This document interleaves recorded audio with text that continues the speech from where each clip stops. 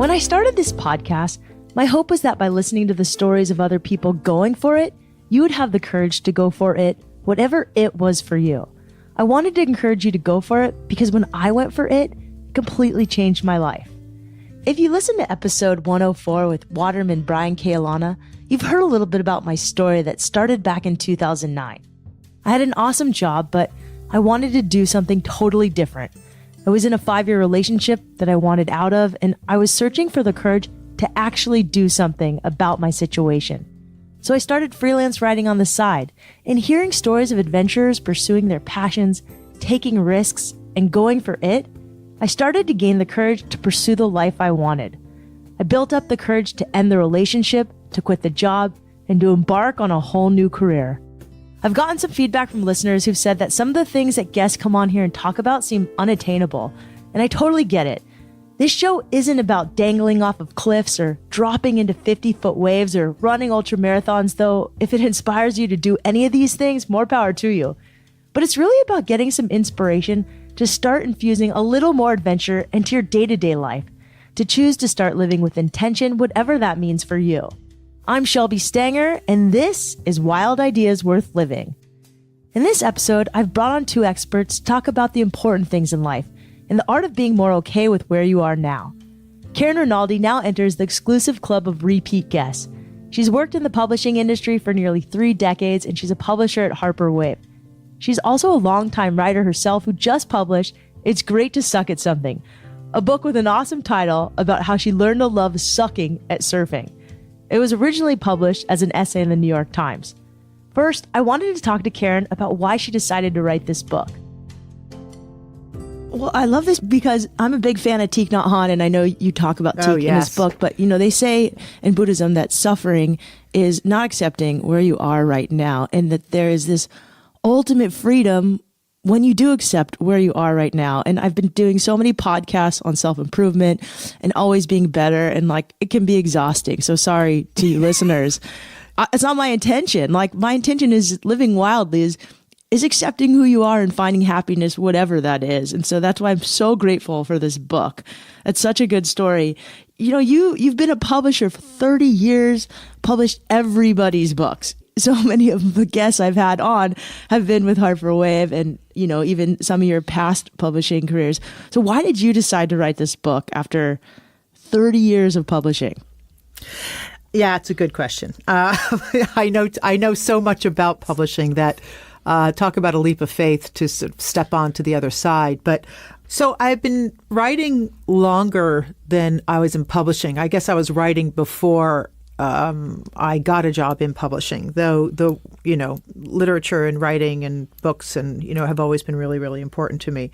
But I wrote and I used to put everything away. I never wrote to publish, and I'll explain why in a second. But I wrote things because I loved to write, but I sucked at it. I mean, frankly, I wasn't very good at it. And I knew what good writing was because I was a reader and, became an editor and publisher. And I just wasn't ready to have my stuff put out in the world until I felt like it was going to be not great, but acceptable. And I could figure I knew what that was because I was in the world. So I'd been writing and putting it away and writing and putting it away. And then I'd written a novel years ago that I put in the drawer, and then a movie was made out of it. And because the movie was made from it, it was called Maggie's Plan, directed by Rebecca Miller, written by Rebecca Miller. But it was based on my novel. And what happened, and this is kind of crazy, it kind of pulled me out of the closet as a writer. I was very reluctant to publish the novel, but people really wanted it because they loved the movie. And so we wound up publishing that novel a couple of years ago, and it sort of opened the floodgates of, okay, maybe I'm ready to do this. And so I wrote the essay for the New York Times, It's Great to Suck at Something. By the way, that piece was like 8 years in the making. Somebody had asked me when I published it. Wow. And this is great for all the people who suck out there. And I'm trying to convince you to embrace that, because someone asked me, oh, so what do you do? Just write an essay and send it to the Times and they print it? And I'm going, what? No, that's not what happens. I mean, I tried to write that essay for like 8 years. I kept writing it, throwing it out, writing it, throwing it out. I knew I wanted to say something But it just took me a while to find the right measure of everything. And once I hit it, I went, oh, yeah, this is it. And then I sent it to a contact I had, and then we went through the process of it, it wound up getting picked up. And then what happened is that the piece got so much, it seemed to touch a lot of people. And I didn't know if it was going to make people uncomfortable, saying, hey, it's great to suck at something, or if people were going to say, yes, thank you. I suck too, or I want to suck, or I've been too fearful to start something. And I was so full. My heart was so full from the responses that I got. I thought, and then I talked to my agent, and my agent said, that's the book. That's the book. That's the one you got to write. And I was like, okay, I'm ready. And that's how it happened. And then I spent the next year and a half writing it. That's awesome. I really appreciate that, because I've written since I was 15. I started writing and publishing, but I've been working on this book idea that has surfing in it in Costa Rica in it since I was 22. And I just put it away. And I'm like, this has been over. But Jamal Yogesh told me, the guy who wrote Saltwater Buddha and The Fear Project, and he's been on the podcast, but he said, yeah, I have this friend who one day took a book out of the closet and it became a movie and all this. And he was talking about you. So this sweet. Personally means a lot to me. And if any of you have something you've been working on for years, maybe you shelve it. Maybe there's a life after. Yeah. Yeah. It's okay. What I love about writing is that if for any of the writers out there, all writers, even published writers, will suck at writing. There is nothing that's going to get you more acquainted with sucking than writing, because most of what we write, we throw out. Yep. Most of what we write gets edited. Most of what we write gets put away, never to see the light of day. So little of what writers write actually gets put in the world. Now, I think for journalists, it's slightly different. For creative writers, it's different. For poets, it's different. There are nuances across the spectrum of the different kinds of writing. But basically, writing's hard. And I always think of it's like surfing. Like surfing, what is that crazy statistic that even good surfers, great surfers, surf about 8% of the time that they're in the water. And partly because they have to wait for the wave. We know the story. It's like you have to wait for the wave, and there have to be waves, and then you have to take turns, and you have to have priority, blah, blah, blah. But for me, forget it. It's like 0.0008%. Because I hardly catch any waves. But you kind of think writing and surfing, they're two awesome things to suck at. And you have to set your expectations low, but keep at it anyway. And if you keep at it, eventually you'll write something good enough to be published. And eventually, for me, I'll catch a wave and it just rocks my day, where my week, I'll ride a wave in my head for weeks and weeks afterwards if I catch a good one. I totally suck. We surfed together in Costa Rica. I had the joy of surfing with Karen, and she definitely caught some good waves. Well, with your help. So I love this book.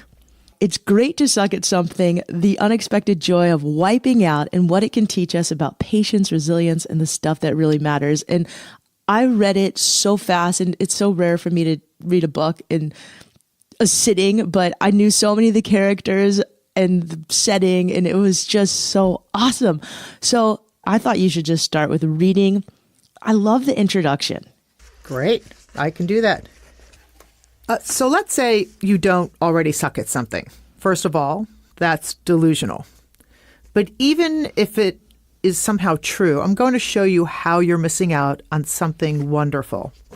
In this book, I'm going to encourage you to find and embrace something you suck at.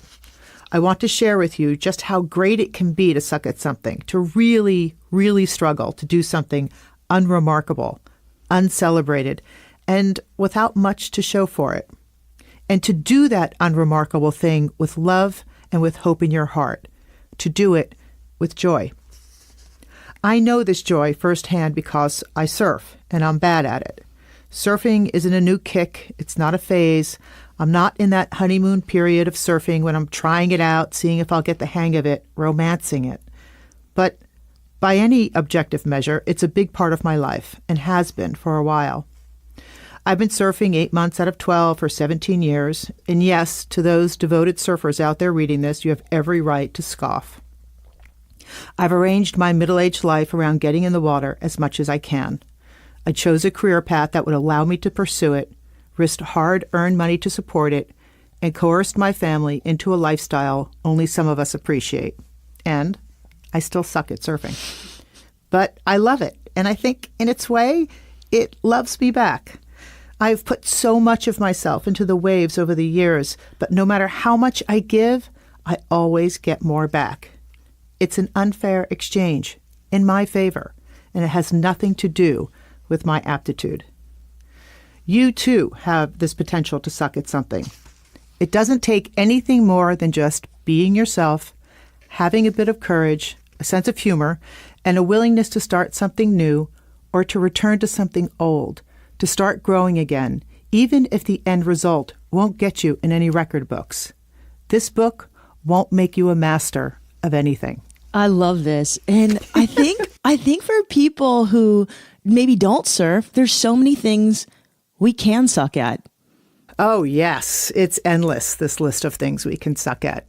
And I think anything, any hobby, any interest, it doesn't even have to be physical. It can be, more sedentary. It can be intellectual. I had a great response from the New York Times essay that I wrote on the subject a couple of years ago. And one of my favorite ones was a guy who wrote in and said, oh my God, thank you for writing this. I'm 70 years old and I'm passionate about ancient languages and I'm studying ancient Greek and Latin and I really suck at it, but it makes me happy. And I thought, oh, that is just perfect. I love that my surfing sort of related in some way to his studying ancient Greek and Latin. And I thought, yeah, that's the point. That's the point. Do something you love. Doesn't matter if you're good at it. There's a story that you told in the beginning of the book, and it was about your son who wasn't very good at writing. And your husband, he gave him some sage words. Can you just share that story? Yeah. Because I think a lot of us can relate to that.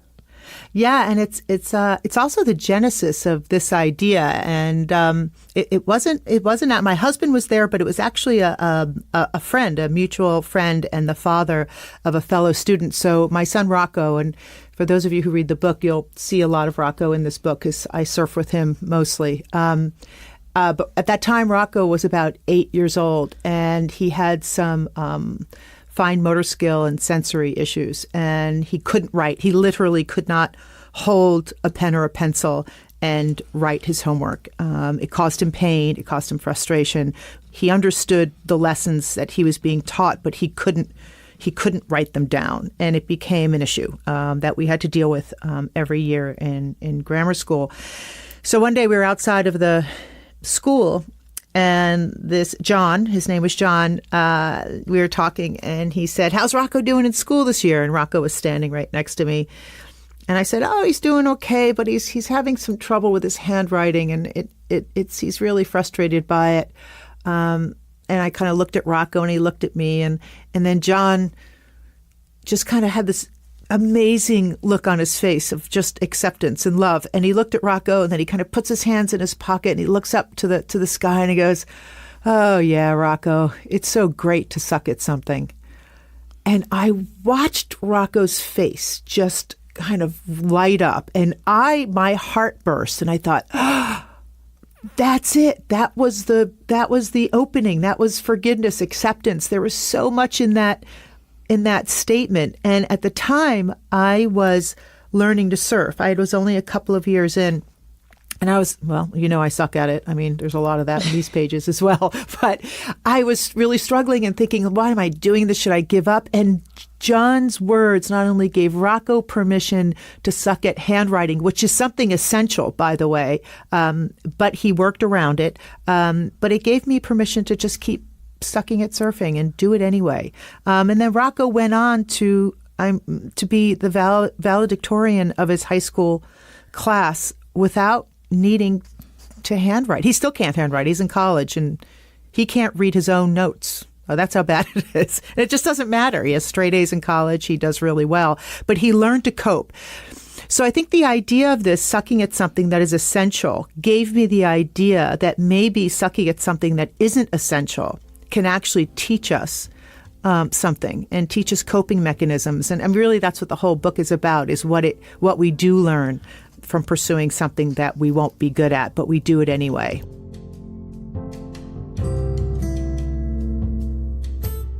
David Romanelli is a writer and thought leader who also published a book full of life lessons. His career has spanned from opening yoga studios and doing meditation to being an entrepreneur and a writer.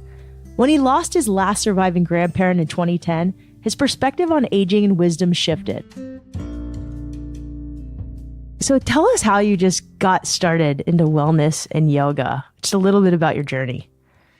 Okay, after college, I was living in LA. I was working for a sports agent. I was working for Shaquille O'Neal's agent, and I took a yoga class with my buddy who was in law school, and it was Sean Korn's yoga class. So she's gone on to become this very renowned yoga teacher, and it was like this incredibly physically challenging, sweating like crazy, but also deeply awakening and spiritual. And I was hooked. I didn't realize that you could do something spiritual and great workout at once. And this was when yoga was, in the 90s, when it was still stodgy and people in leotards and incense sticks. It wasn't mainstream yet. But there were lines down the block to get into these certain yoga classes in LA. And so my friend and I said, let's quit our jobs. This yoga thing is going to take off. We moved somewhere where there was no yoga, Phoenix, and we opened the first boutique yoga studio in the country. So we got rid of the senior guru. We cranked the hip hop music. We advertised all over Phoenix with billboards that said breathe, invited the local news crew to come do their morning live shot of people doing down dog and yoga, and it took off. We opened 3 studios. So it was a small chain called At One Yoga, and we sold it in 2010 to Lifetime Fitness. So that's how I got started in wellness. Wow, I had no idea. That's so interesting. Yeah. So yoga for you obviously probably has meant a lot of things. How did yoga and teaching yoga and owning these yoga studios then lead to book writing? I started teaching yoga, a lot of yoga, and then I evolved into teaching workshops all over the country. And the idea was, how do you get more and more people doing yoga? And I started writing a blog, and I loved the storytelling component of teaching yoga class more than anything. And so I started to piece together those themes into my first book, which came out in 2009. And it was about like what goes on behind the scenes in the life of a yoga teacher. But were you trying to take a little bit of the old school wisdom and sort of make it digestible and fun for people now? Yeah, because now yoga is so mainstream, but back then it was, how do you explain to people that this is something that can change your life and open you? And it is very relatable, and it is something that you can integrate into your day to day. So yes, that's exactly right. That's always been my MO, is how do you take old wisdom and make it more relevant to people in the modern day. So you wrote that first book, and now life lessons from the oldest and wisest. How did you start getting interested in the wisdom of elders? So my last surviving grandparent was in a senior living center in Los Angeles, and I noticed how depressing those places can be, and how she was depressed, and all the people in there, they lacked a voice in popular culture. They were sort of put out to pasture and in this old age place. And they weren't in the flow of everyday life. It was like a different experience. And I think that was depressing for them. And yet all these older people, they had so much wisdom and so much history, and nobody was asking them for it. So there just felt like a disconnect. And I thought that was very interesting and not right. We have to do better than that. So you got interested in wisdom from elders from your relative, but then you met this 111-year-old woman. So my wife and I moved to New York City in 2011, and I found this charity that helps older people in need. And their oldest client was this lady. When I met her, she was 108. She lived to be 111. So she was what they call a super centenarian. There's 7 billion people on the planet. There's only about 60 at any one time who are 110 or older. So it's really, really rare. Super centenarian. Super centenarian, yeah. Love that. And a lot of it, is just the genetics, but some of it is attitude, which I learned from this lady, Catherine was her name. She lived in a 3rd-story walk up, and she walked down 3 flights of stairs every day until she was 104. And then she was sort of confined to her apartment. But I just learned a lot from her. She had just a great sense of humor. She was married 5 times. So, yes, she had an appetite. Appetite, resilient too. Good for her. Resilient. I think 5 that was times. a big message. Yeah. I hope I married 5 times. Just kidding, Yeah. Johnny. That's amazing. 5 times. Yeah. What a legend. Yeah, but the greatest lesson that I asked her, what were your health tips? How did you get to be so old? And she did not say gluten-free diet, and she did not say low-carb Or green juice. diet, and she didn't do yoga, and she didn't meditate. Her 3 tips were sex, vodka, and spicy food. So the joie de vivre was my favorite lesson from her. So loosen your grip on life and let the magic in. Have some sex, some more chocolate, and some spicy food. Yeah. Gosh, that's funny. She sounds great. So she must have really made a mark on you. Well, you just saw, here's a lady at the very end of life who is vibrant and happy. And, you know, her blood pressure was lower than the 50-something-year-old Jamaican lady who was taking care of her. Like, she just was a unique, That's interesting. unique human being. And how did she get to do that? What were her secrets? And a lot of it was just that she allowed herself to enjoy the journey of life. And I think the way most of us, myself included, the way we're living now, our days are so busy. We put our head on the pillow, go to sleep at night, and sometimes we don't remember a single thing that happened. It's just, you know, you squeeze so tight that you squeeze all the joy and the spirit out of life. I get a little bit of heat on the podcast from people saying, hey, Shelby, some of your podcasts make me feel bad. And I think the thing is a lot of podcasters, I'm guilty of this myself, is we're doing all these podcasts on how to improve ourselves, constantly improving, constantly setting goals. I'm going to continue to do some on improving, but really it can be just exhausting. And sometimes it's just okay to just enjoy what we have. It sounds like this lady taught you a lot about that. Not just the lady, but then I did a deep dive, and so much of it is the lessons that I've learned are what you've got is really all you need. And are you making the most of your relationships because they don't last forever? Are you taking the time every day to enjoy your life? Are you bouncing back from setbacks? Because every human being on the planet's going through their own challenges. Just not everyone gets up when they get knocked down. And so there's a lot of lessons like that that basically put into perspective that you've got what you need to live a good life. It's just that we're constantly pressing for more, and that is not sustainable.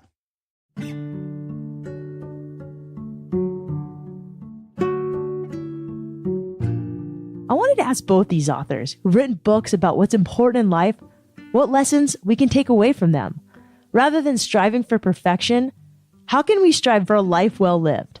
One thing I want to work on is continuing to build a greater gratitude practice.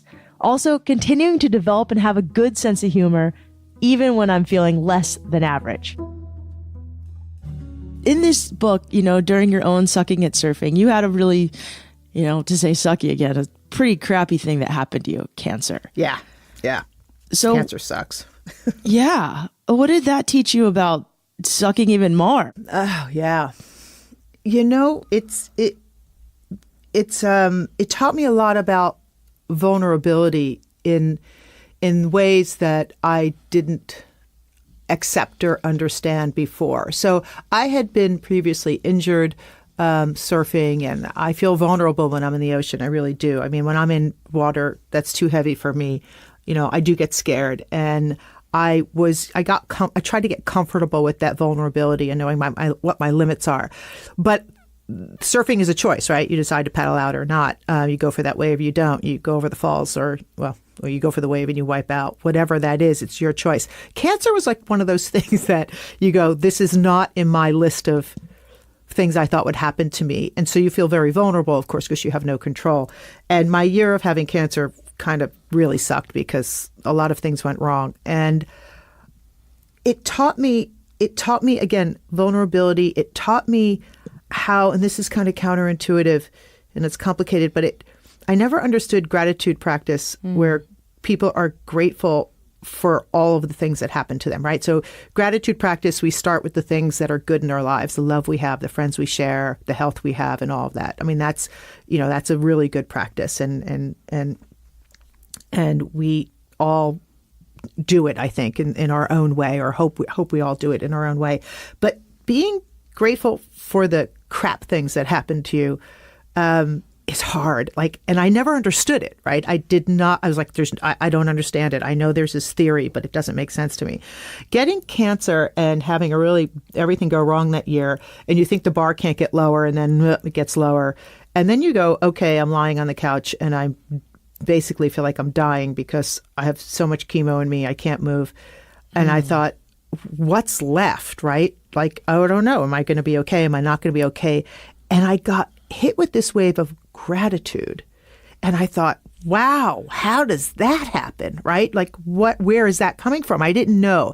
And I realized I had just been so broken open in some way that what I allowed to rush in was gratitude. And it was gratitude that I had, at that point, a family who cared about me, and I had a couch to lay on even though I couldn't move, and I had the treatment that was available. Because, by the way, that's not true for everyone.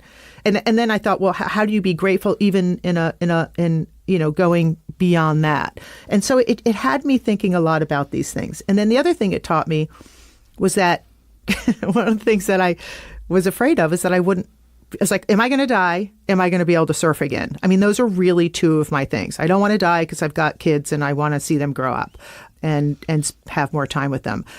And, oh my God, what if I can't surf again?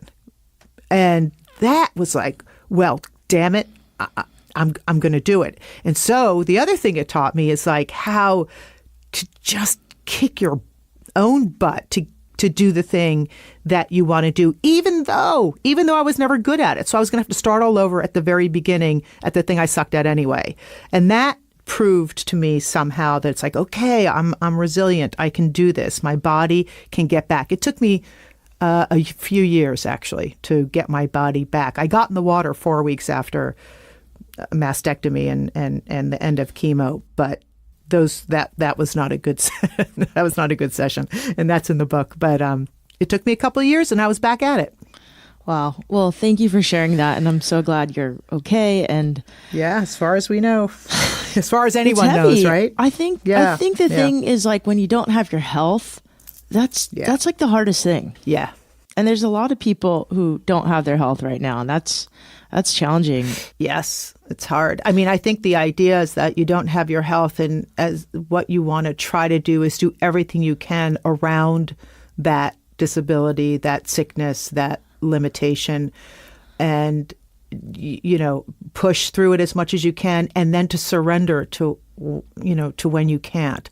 And that surrender is hard. It's hard. There were times when I couldn't even walk through the sand on our beach.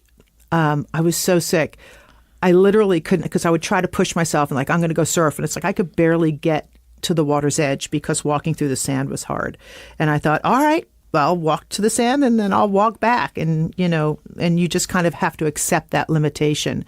And that acceptance was a great, I don't want to call it a lesson because that's hitting it too hard, but it's a kind of humility that, in the face of something that you learn to have. I think these are really good things to have: acceptance, gratitude, and then there's this third element, which is having a sense of humor. And if you can laugh at yourself, totally, that's a game changer.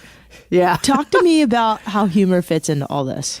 Yeah. So it's really the end of all of this is that life is funny if you can find the humor in even the tough stuff, right? I mean, a lot of it is in the tough stuff. And some of it's dark humor, and some of it is just not setting a bar so high for yourself, or not taking, it's almost like not thinking that people think that everybody's watching you and judging you and you have to perform all the time, as opposed to just letting go of that idea of what people are thinking about you, because they're not. Judging yourself, because that doesn't get you anywhere. And just finding it funny. I have one episode in the book where I get finned by my board. I get very injured. And it was in a place that I probably should be too polite to name on the podcast. Oh, you can name it. It was right between my legs. The fin, I had a longboard fin impale me. It was in between the legs. So I literally cut myself another one, and it was It was hideous, but it was so freaking funny. I mean, I couldn't walk. I had to shuffle for weeks.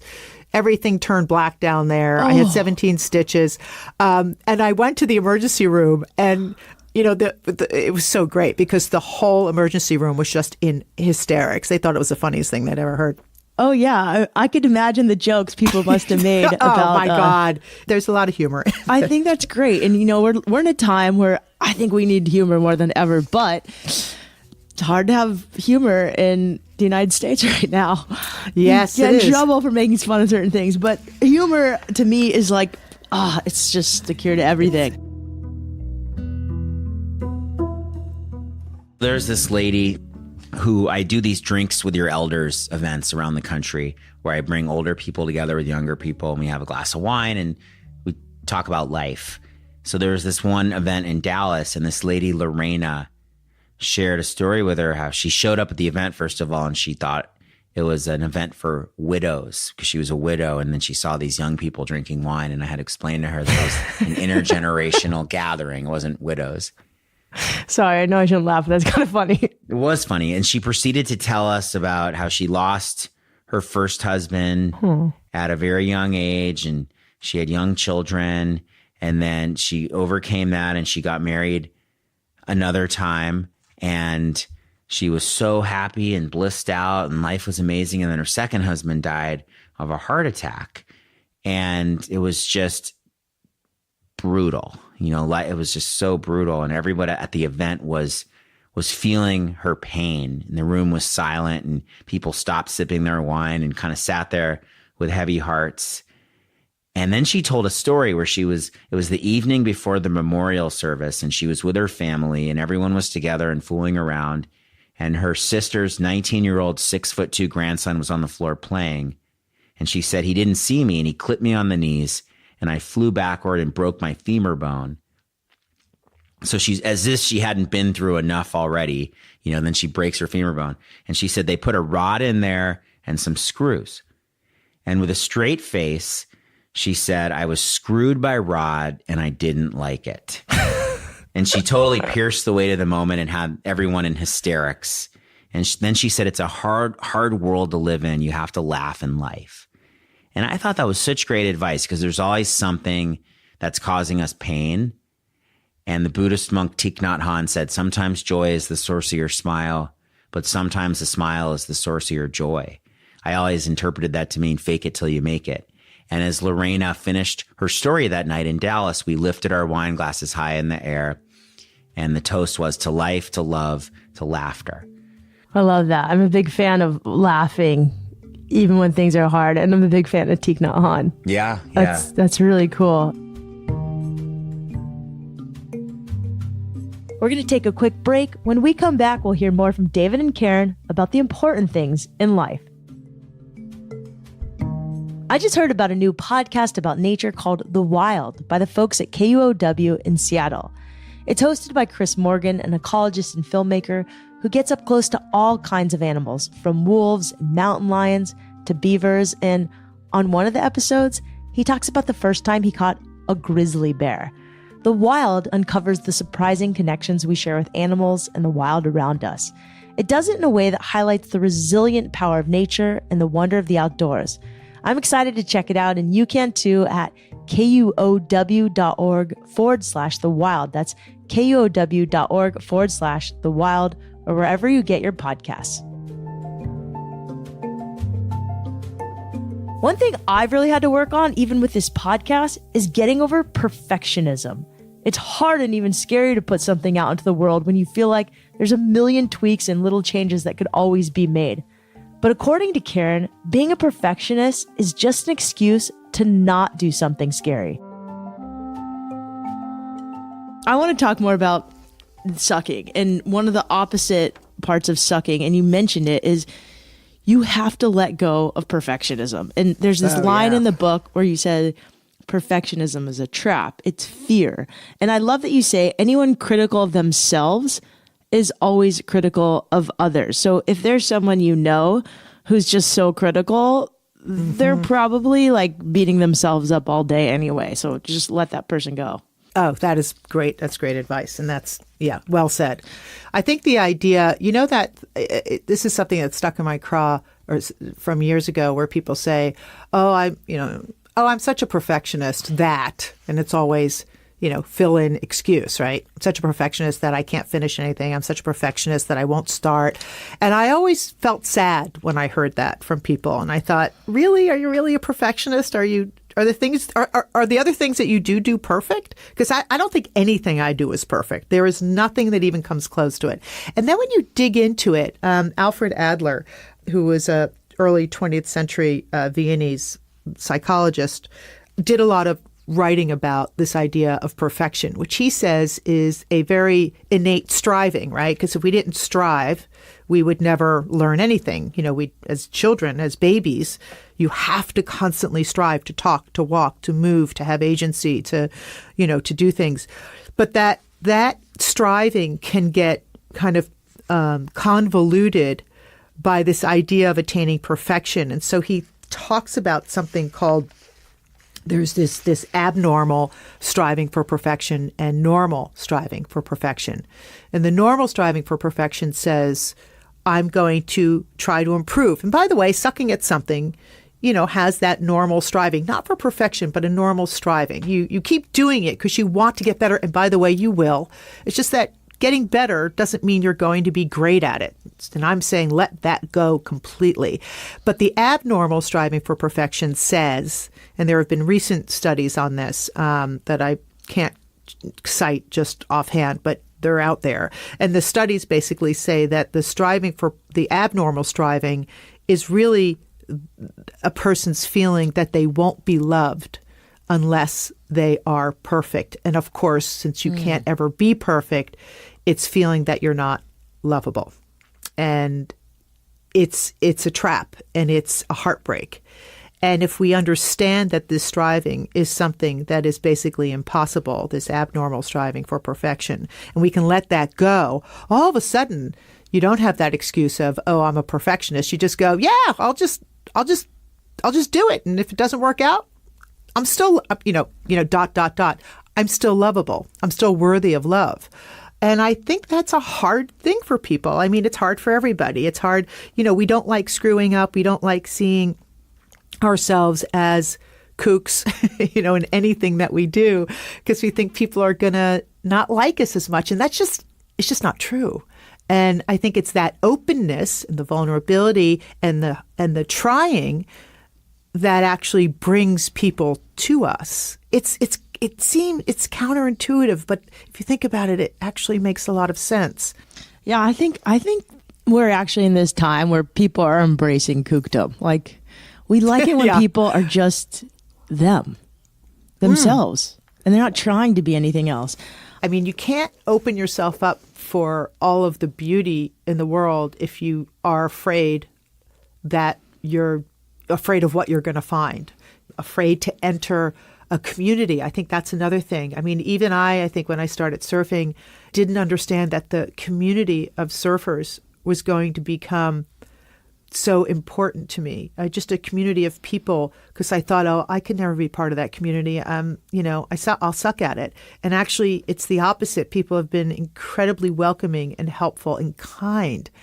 Kindness is something that comes from sucking. I mean, Shelby, when you and I surfed together, like, I wanted help from you, and it was hard for me to ask you for help even. And you said, oh, I remember you said, oh, you want help? Oh my God, I'd love to help you. And I was like, oh, I'm going to get some help. And then you called me into some waves and it was amazing. But those moments where I get help while surfing are the most beautiful moments for me, because it invites the generosity and kindness. And when you invite generosity and kindness, it's not only that you get to experience it, that the asker, the giver gets to experience. And that is a gift. It's a gift that just goes back and forth. And to me, that's one of the it's one of the best things about sucking. And by the way, I didn't even come to that until way later, until I got over my mortification of being bad at it and I started asking people for help. Well, I think that's a really good point about the communities, because we're all adventurers who tune into this podcast. And I think those communities of elite skiers, elite snowboarders, elite mountaineers, rock climbers, surfings, there's kind of jerks in all those, and it's intimidating. And Yeah. people can be kind of elitist, but you can break through that like facade of jerkdom or whatever it is when you ask them for help.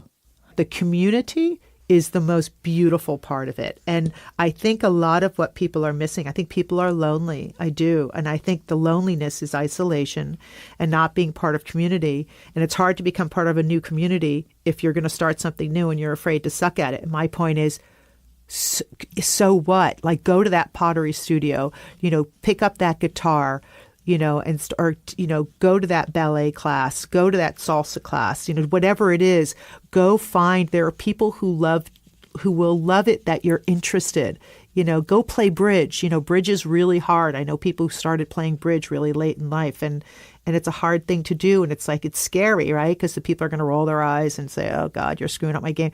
But you go, and then all of a sudden you're part of this community and you're not lonely anymore.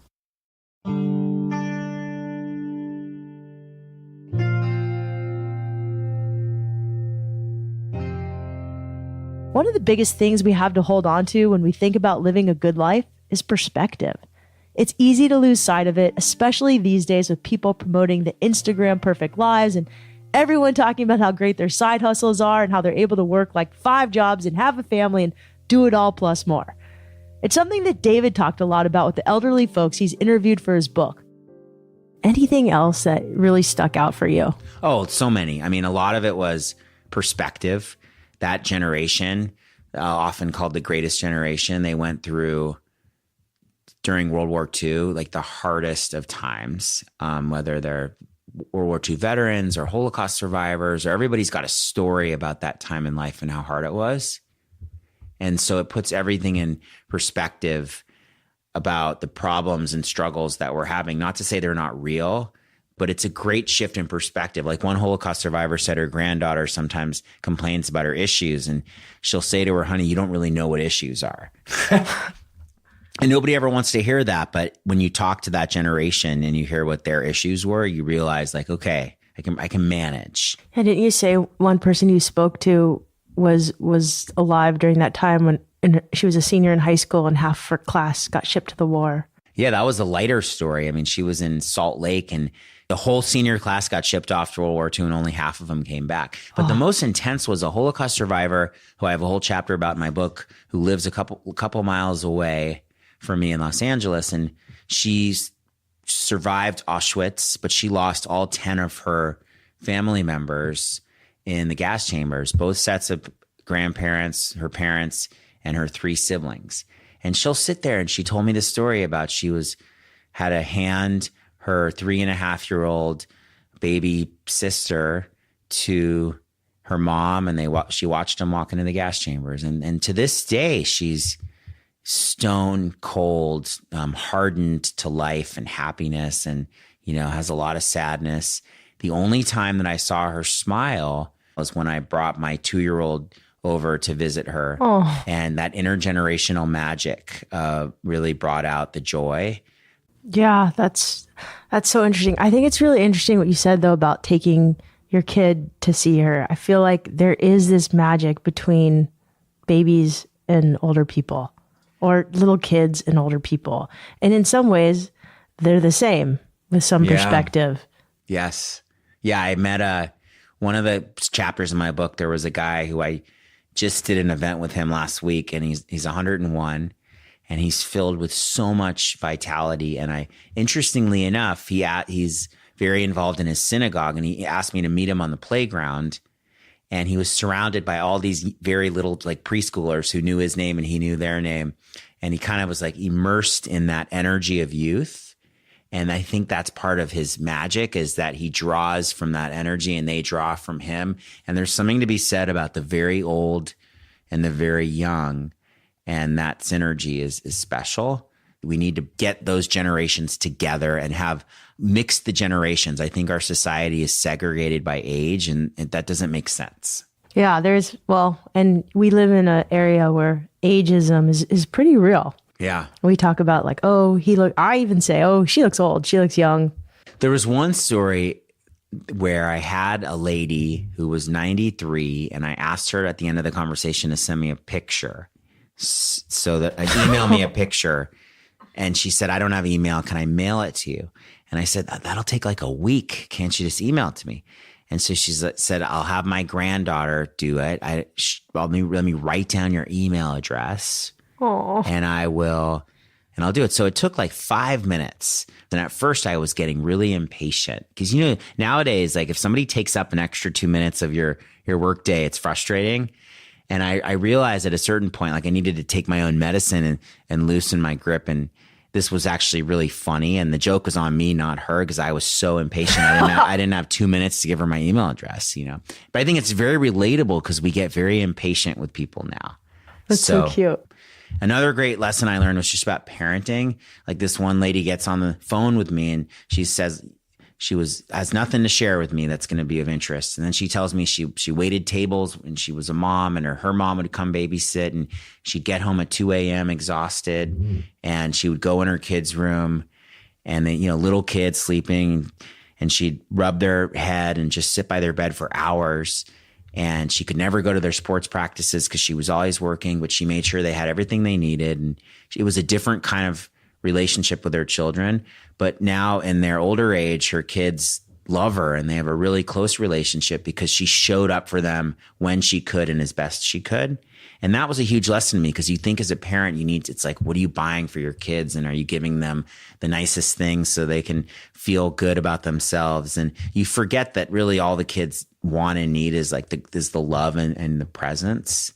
And so that was a great lesson for me as a parent. Like, I'm not going to get this all right, but if I love them as best I can when I can, good things will happen. So that was a good one too. That's really good. I interviewed Jesse Itzler earlier this year and he broke down, he dissected how many hours he has left with his parents in terms of, he just knew how old they were and the average age is this age. And he's like, if I only see my parents twice a year, I have 10 exact visits with them. That's so true. I mean, that's how, if you think about it like that, I booked a trip with my mom to Hawaii right away and we've never done that. We had so much fun. My mom returned 8 million things in the restaurant, but we had so much fun. We went to an Elvis show and we went swimming together. We hiked Diamond Head and she was hilarious. It was so, yeah. And one more story I like to tell, that when you speak to older people, you don't always get their wisdom in chronological order. And sometimes they're telling you things you don't know what they're talking about or where it's coming from. And I found some of those are some of the most meaningful stories. Like one lady, Nell, I think she's 85.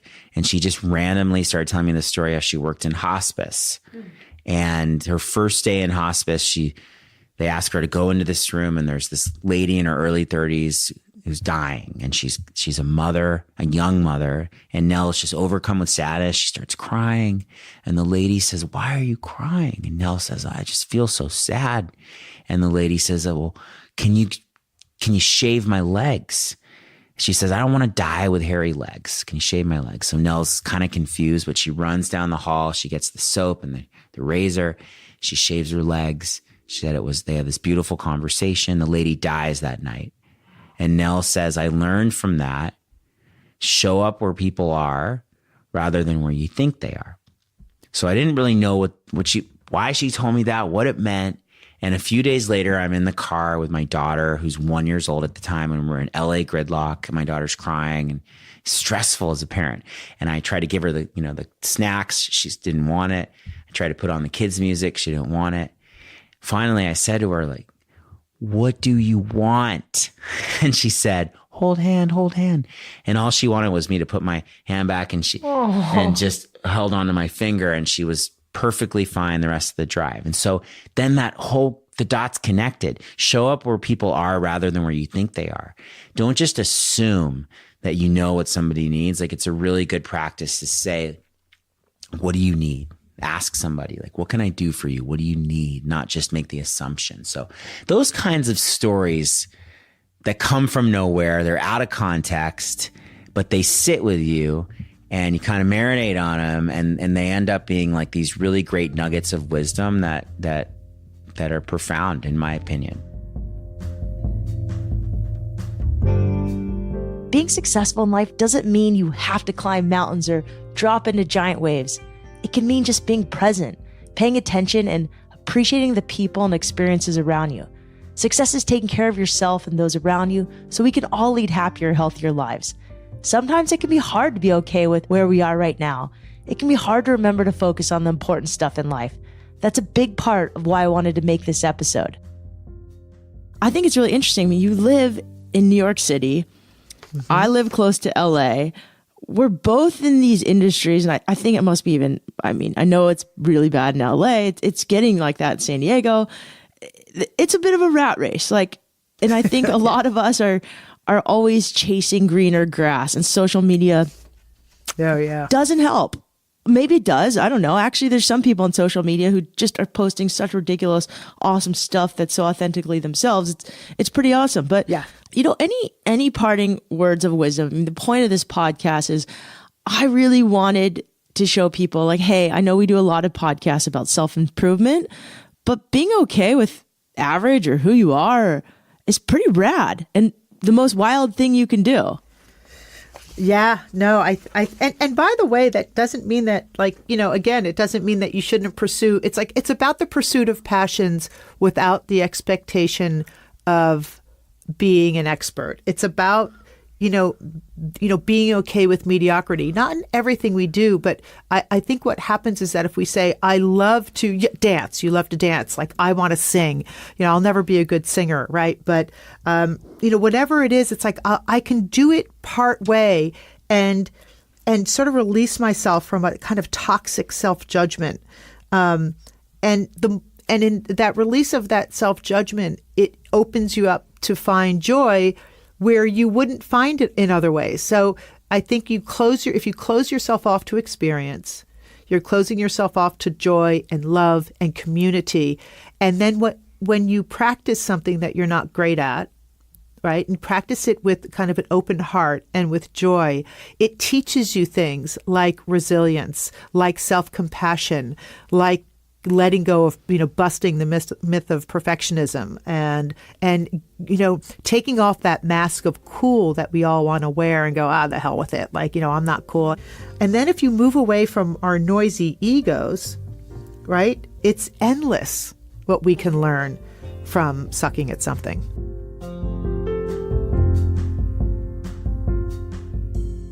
All of this is really about, why achieving is important, but maybe not the most important. Maybe we can be more okay with just average or more okay with what we have. I mean, listen, I'm in it too. I'm 45. I have friends all day long sending me clips to podcasts with great tips on health, and I embrace a lot of them. I want to maximize my fitness level and my mental strength and acuity and my diet. So I'm in that game. But at a certain point, I mean, at least once each day, I think we've got to push back from our computer and take a breath and be happy with who we are and what we've got. Because otherwise it's just like, one thing I learned in talking to older people is most older people are not like that 111-year-old lady. A lot of older people are really worried if they're going to have enough, who's showing up for them, or they're really resentful because things didn't go their way.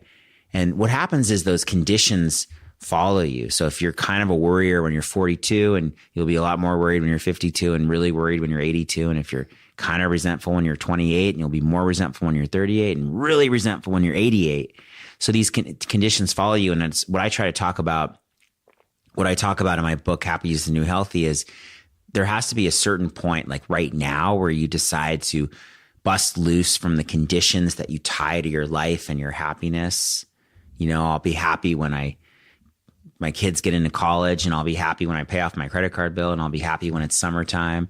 And I think there has to be a certain point where you realize those conditions they're never going to go away. There's always going to be a new condition. And you come to a point where you bust loose from all these conditions that you tie to your existence and your happiness. And the mantra is, I'm happy now.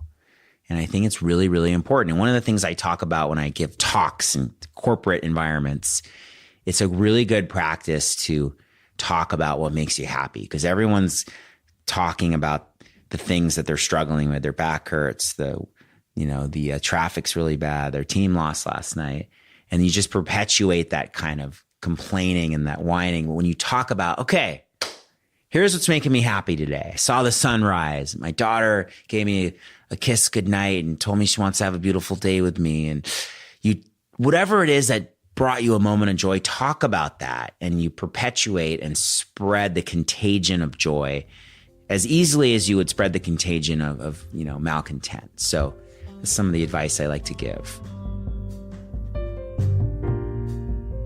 There's a lot of content out there in the world right now about how to be better, how to run faster, how to be healthier, that kind of thing. I'm going to keep doing shows that promote healthier living, but all of that constant improving, it can sometimes be exhausting.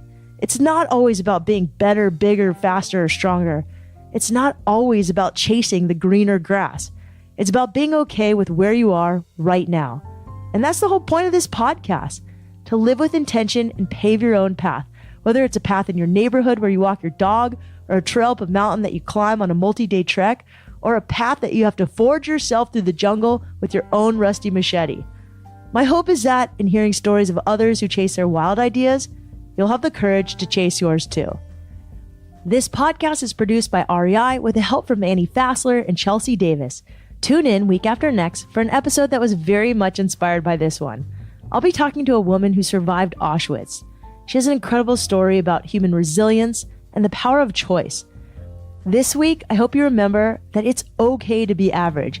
Living a life full of intention, positivity, gratitude, that's the important stuff.